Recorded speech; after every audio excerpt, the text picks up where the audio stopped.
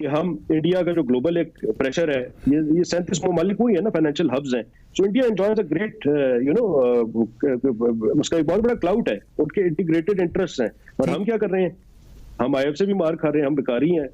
हम आज भी हर डोनर एजेंसी के रहमो करम पे बैठे हुए हैं। अगर हम इंडिया इंडिया करने की बजाय अगर हम उनको रिस्पॉन्ड करने की तरफ तवज्जो देते तो शायद आज हम। नमस्कार दोस्तों, स्वागत है आपका फिर से एक बार द नॉलेज न्यूज़ में। दोस्तों, अगर आप ये वीडियो देख रहे हैं तो प्लीज़ सब्सक्राइब करना बिल्कुल भी मत भूलिएगा। दोस्तों, ये मेरा नया चैनल है, इसलिए प्लीज़ सपोर्ट कीजिए। चलिए शुरू करते हैं। जवाद माजिद साहब, आपसे मैं ज़रा बात का आगाज़ करता हूं। पिछले साल हम लोग जब इस पे बात कर रहे थे तो आपने कहा था कि पाकिस्तान अभी ग्रे लिस्ट से नहीं निकलेगा, पाकिस्तान कंटिन्यू रहेगा ग्रे लिस्ट के अंदर। और आज मेरे ख्याल में 2021 के अंदर वही सिचुएशन है। पहले कहा जा रहा था, अभी इस जो हेयरिंग हुई थी इस पर कहा जा रहा था शायद 3 महीने बाद दोबारा पाकिस्तान का हो, लेकिन वो भी उन्होंने क्लियर कर दिया कि 6 महीने बाद जून के अंदर फिर रिव्यू होगा। क्या कहेंगे जी इस पे? ये इनके देखें 3 प्लेनरीज होती हैं, एक होती है फरवरी में, फिर जून में, फिर अक्टूबर में। तो जून में तो इन्होंने वैसे भी हमें रिकंसिडरेशन में डालना था, बट एक दफा फिर वही चीज रिपीट हो रही है जो तकरीबन 1 साल से हम बात कर रहे हैं कि हर प्लेनरी में ये जब जाते हैं तो हमारे ऊपर वही एक इनका टिपिकल एक दबाव होता है, एक प्रेशर होता है, और वो कह रहे हैं कि जी आप पार्शली कंप्लायंट हैं और सब्सटेंशियल आपने प्रोग्रेस दिखाई है, बट इवेंचुअली आपको और कंप्लायंट और स्ट्रिक्ट एक्शंस लेने पड़ेंगे। तो लास्ट अक्टूबर में भी फ्रैंकली स्पीकिंग मुझे तो कोई उम्मीद नहीं थी कि एक ग्रे लिस्ट से हम व्हाइट पे जाएंगे, बट अभी 21 के बाद अब हम 24 पे कंप्लायंट हो गए, अब 3 पीछे रह गए हैं। अब ये 3 पीछे जो है उनकी कोई नौयत इस किस्म की है कि उसकी कंप्लायंस जिस तरीके से वो लोग जा रहे हैं और जो उनका एक अपना मेयार है, वो फ्रैंकली स्पीकिंग एक टोटली डिफरेंट तनाजर में वो पाकिस्तान को परखते हैं। जिस तरह बाकी मुल्कों के ऊपर उनके स्टैंडर्ड्स हैं, यहाँ पे टोटली डिफरेंट है। हमाद अजहर को भी आप सुने तो उन्होंने भी ये कहा कि जी we are trying our level best, but to get to your specific और इस लेवल की स्क्रूटनी पे चलने के लिए we need some more time. तो अब वो 3 अहदाफ जो हैं उसका हम फर्दर डिटेल्स में जाएंगे। तो मेरा जाती ख्याल ये है कि I think it might take इस दफा भी मैं कोई इतना पर उम्मीद नहीं हूँ, क्योंकि टेक्निकल इश्यूज तो अपनी जगह, बट जो इसका पॉलिटिकल पहलू है वो एक टोटली डिफरेंट टेंडेंट है। बिल्कुल ठीक है। हसन, मैं आपकी तरफ आता हूँ। 2018 में हम लैंड हुए थे फैटफ के अंदर। 2.5 साल हो गए। हुकूमत फैटफ हर दफा कहती है कि पाकिस्तान बड़ा काम कर रहा है, पाकिस्तान ने बड़ी इंप्रूवमेंट की है, लेकिन रियलिटी ये है कि आज भी हम ग्रे लिस्ट में, और जिस तरह जवाद माजिद साहब कह रहे थे, जिस तरह सरदार फहीम कह रहे हैं, और जो एक ओवरऑल भी जो व्यू है कि हम अगले 6 से 1 साल तक मे बी मोर हम ग्रे लिस्ट में ही रहेंगे। क्यों रहेंगे सर? जी Mansoor, thank you very much, बहुत शुक्रिया आपका। ठीक है मंसूर, इसमें कुछ बातें जो है ना मैं आपको एक्सप्लेन कर दूं। पहली बात तो ये कि ये पाकिस्तान में एक परसेप्शन है कि फैटफ जो है वो एक पॉलिटिसाइज्ड बॉडी है, और पाकिस्तान का फैटफ की ग्रे लिस्ट में आने के पीछे इंडिया का बहुत बड़ा हाथ है। इसमें कोई शक की बात नहीं है।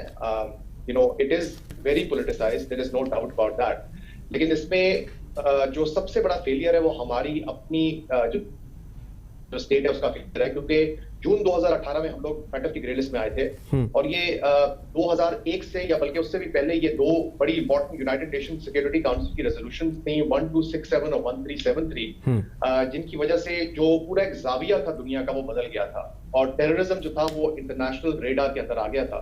और हमें ये पता होना चाहिए था कि हमें एक प्रॉपर हाउसकीपिंग करनी चाहिए, हमें अपनी जो बहुत सारे जो हमारी ऑब्लिगेशंस हैं हमें उनको फुलफिल करना चाहिए, वो हमने नहीं किया। और जब हम जून 2018 में लैंड हुए लिस्ट के ऊपर, तो उस वक्त सीरियसनेस जो थी हमने शो ही नहीं की, हमें ये समझ नहीं आया कि ये क्या हुआ। अब हर दफा ये हो रहा है कि हमें ग्रे लिस्ट पे डालने के बाद हमें एक्सटेंशन दी जाती है और हमें ये कहा जाता है कि हम आपको रिव्यू करेंगे। 2 चीजें हो रही हैं, एक तो वो आपको पैट ऑन द बैक करते हैं ताकि आपको इनकरेज करें, और दूसरा वो आपको फिर ये भी बता देते हैं दबे लफ्जों में कि you need to do more.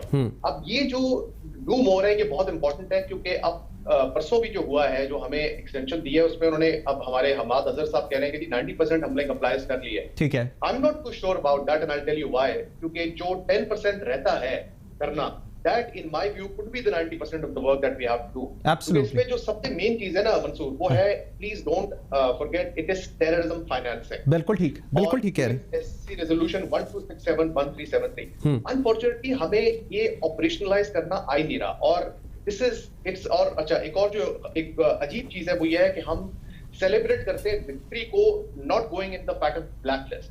but this is the wrong, approach we have. ठीक from the perspective of moving to the white list. बिल्कुल। इनके जो पाकिस्तान को जो एक्शन प्लान उन्होंने दिया है, केजी 27 में से 24 पे कंप्लाई हो गया, 3 लेफ्ट हैं, 3 मेजर इश्यूज हैं। जरा पॉइंट बाय पॉइंट में चाहूंगा इसके ऊपर हम बात करें। एक है IO 9, जिसमें वो कहते हैं जी इमीडिएट आउटकम हमें चाहिए, इन्वेस्टिगेट करें, उसको प्रोसिक्यूशन करें, पनिशमेंट दें, जिसके ऊपर हमारी CTDs बहुत काम कर रही हैं। इसका पॉइंट F, जिसके अंदर कहा गया है, जिसमें पाकिस्तान ने बताया कि हमने 300 प्लस कन्विक्शंस की हैं। UNDP मतलब यूनाइटेड नेशंस की जो डिजिग्नेटेड पर्संस हैं, जिनमें हाफिज सईद हो या जैश मोहम्मद वगैरह हो, वो कहते हैं कि जी इनको और इनके एसोसिएट्स को बिल्कुल पाकिस्तान की स्टेट बिल्कुल इनका क्लोजर करे चीज़ों का, मतलब इनकी जो इनकम्स हैं that should be zero freeze. इन्होंने अगर रोटी भी खानी हो तो वो तक मांग कर स्टेट से पूछ कर खाएं। This is something which they are expecting. उधर वेस्टर्न वर्ल्ड के लिए शायद ये बड़ा एप्लीकेबल हो, लेकिन do you really think that's applicable? ये हो सकता है यहां पर? मैं ये कह रहा हूँ कि जिस तरह आप कह रहे हैं इतना सिंपल नहीं है, और it is not about Jaish Mohammad और हाफिज सईद और अ फ्यू नेम्स। उनकी जो लिस्ट है उसमें कुछ 1373 किस्म के 1300 प्लस इन्होंने एंटिटीज को लिखा हुआ है और इंडिविजुअल्स को लिखा हुआ है। इसके बाद आप ये कहते हैं कि जी इनके जितने भी एफिलिएटेड लोग हैं उनके ऊपर आपने नजर रखनी है। फिर आप कहते हैं कि इनकी रिसोर्सेज जो है वो आपने चोक करने हैं। अब आप सोचें कि ये कोई छोटा सा एक आइलैंड तो नहीं है, केमन आइलैंड या कोई एक छोटा सा मुल्क। ये 22 करोड़ अवाम का मुल्क है। ये 1273 के वो उनकी मंशा के मुताबिक उनके हिसाब से 100% कंप्लायंस कभी भी नहीं होगी।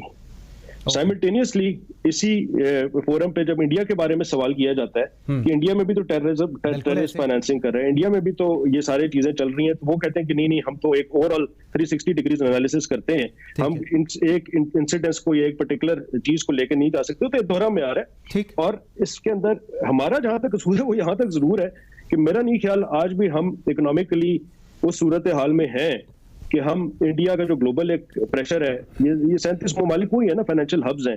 So India enjoys a great उसका एक बहुत बड़ा क्लाउड है, उनके इंटीग्रेटेड इंटरेस्ट हैं। और हम क्या कर रहे हैं? हम IF से भी मार खा रहे हैं, हम बेकारी हैं। हम आज भी हर डोनर एजेंसी के रहमो करम पे बैठे हुए हैं। तो ये वो ममालिक, इट्स अ ग्लोबल माफिया।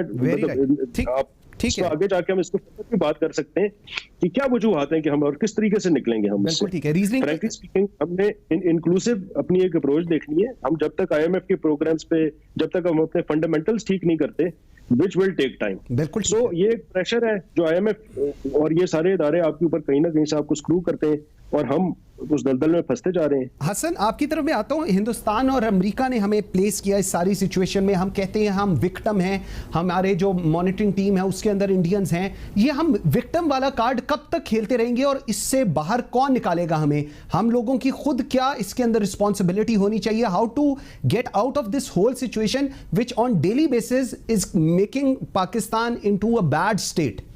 देखिए मंसूर, पहली बात, we were targeted unfairly by India. इसमें कोई शक की बात नहीं है। There are no two opinions about this. India was gunning for our head for the longest time. India को opportune मौका उस वक्त मिला when we were firmly placed in the Chinese camp and they were moving closer to the American camp. So I think the battle lines were drawn as far as geostrategy is concerned.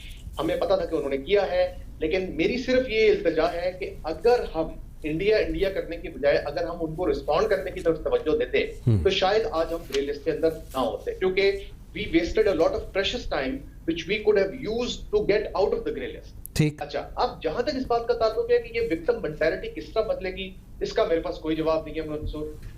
ये हमारा एक India centric एक lens है जिसको हमें बदलना पड़ेगा। इसका मतलब ये नहीं है कि हम जो है अपने नॉन नेगोशिएबल चीजें उनके ऊपर हम नेगोशिएट करते हैं या हम गिव अप करते हैं, not nothing of that sort. लेकिन हमें ये रियलाइज करना पड़ेगा कि दुनिया जो है वो एक ग्लोबल विलेज है। इसके अंदर जो रूल्स हैं वो अगर बना दिए गए हैं और अगर हमारे ऊपर इम्पोज कर दिए गए हैं, tough, we have to get out of it, it's our battle, we have to fight it out. और अगर हम विक्टिम मेंटालिटी अपनी जो है ये बढ़ाते रहेंगे तो उसकी वजह से फिर जो है हम अपने आप को खुद शिकस्त देंगे, हमें दुनिया को हमें शिकस्त देने की जरूरत नहीं पड़ेगी। जवाद साहब, ये जो एक पॉइंट है कि जी पाकिस्तान अपना केस फैक्ट ऑफ के सामने या दुनिया के सामने सही तरह प्रेजेंट नहीं कर सक रहा। अभी डिस्इंफो लैब की बात हुई है, ये चीज़ें बिल्कुल पॉपअप होती हैं, फॉर द टाइम बिंग आई उसको हमने लेकर गए, लेकिन पाकिस्तान प्लीड नहीं करता प्रॉपरली। इसको कैसे देखा जाए, इसको कैसे एड्रेस किया जाए? इसके लिए मेरे एक ही वर्ड है मेरे पास कि we are an ad hoc approach हर चीज में है हमारी। यहाँ पे भी एडहॉक बेसिस पे हम चल रहे हैं। जब वो चीज आएगी तो उसको हम एकदम पैनिक करेंगे या ओवर रिएक्ट करेंगे, एकदम इंटरनेशनली भागना शुरू कर देंगे या कहेंगे कि अगले 3 से 6 महीने में हम ये सारा कुछ कर लेंगे। ऐसे नहीं होता। आपका आज देखें, आपको FATF से दबाया जाएगा, आपको IMF के प्रोग्राम से दबाया जाएगा, आपको वर्ल्ड बैंक दबाएगा, आपको US सैंक्शंस दबाएंगी। वो नहीं होगा तो UN का अंदर कोई ना कोई चक्कर बन जाएगा। वजह यह है कि आपकी इनके ऊपर इतनी ज्यादा डिपेंडेंस है। जिस दिन ये हुकूमत आई थी आपका डेट टू GDP 71% था, आज 88% पे चला गया। ये अगर 3 साल और इसी तरीके से चलता रहा तो आपका 100% आपका जो डेट टू GDP उससे भी ऊपर चला जाएगा। इस सूरत हाल में आप क्या करेंगे? अपने टैंकों के अंदर तेल भी IMF के पैसों से डालेंगे, तो आपकी क्या सवर्निटी है? वो आपको इसी तरीके से आप पुश करेंगे, आपके सारे बटन्स दबाएंगे। वजह यह है कि आपने कुछ मुश्किल फैसले लेने हैं, जो कि हमने एक इंक्लूसिव इकोनॉमिक अप्रोच बनानी है। Let's stop being a client state, let's stop playing and look outwards always towards waste America या सऊदी अरेबिया या चाइना। बेकारी अप्रोच से निकल के हमें कुछ सख्त फैसले वो लेने हैं। मैं कंक्लूड करता हूँ इसको, जो कि मैं हर दफा आपसे बात करता हूँ, डिफरेंट फोरम्स पे भी करता हूँ। हम जब तक अपने फंडामेंटल्स ठीक नहीं करेंगे, हमने अपना टैक्स ठीक करना है, हमने अपना FBR ठीक करना है, हमने अपने ये जो सिक यूनिट्स हैं इनको ठीक करना है, हमने अपने एग्रीकल्चर इंडस्ट्रियल रिफॉर्म्स लाने हैं, हमने ये सारी चीजें, और साथ साथ हमारे पास जब तक सेहत के लिए, तालीम के लिए, रफाया अमल के लिए बजट नहीं होगा, और वो कब होगा? ठीक हो गया कि ये जो लोग पावर सेक्टर में बैठे हैं इनको अब सैक्रिफाइस करना पड़ेगा। ये अवाम और टैक्स ना दे सकती है, ना इसमें हिम्मत है। इनको अपने शेयर में से कुछ ना कुछ कंट्रीब्यूट करना पड़ेगा। Until unless we address our fundamentals, we will keep on doing. दोस्तों, अगर आप ये वीडियो अंत तक देख ही चुके हो तो प्लीज़ मेरे चैनल को सब्सक्राइब कर दीजिएगा। मैं डेली मेरे चैनल पे इस तरह के 2 वीडियो अपलोड करता हूँ। प्लीज़ दोस्तों सब्सक्राइब कीजिए, मेरा न्यू चैनल है। और दोस्तों, आपको मुझे किसी भी टॉपिक के रिलेटेड सजेशन देना है या फिर किसी टॉपिक पे वीडियो देखनी है तो प्लीज़ दोस्तों कमेंट कीजिए, मैं हर कमेंट पढ़ता हूँ। चलिए मिलते हैं अगले वीडियो में, तब तक के लिए ख्याल रखिए।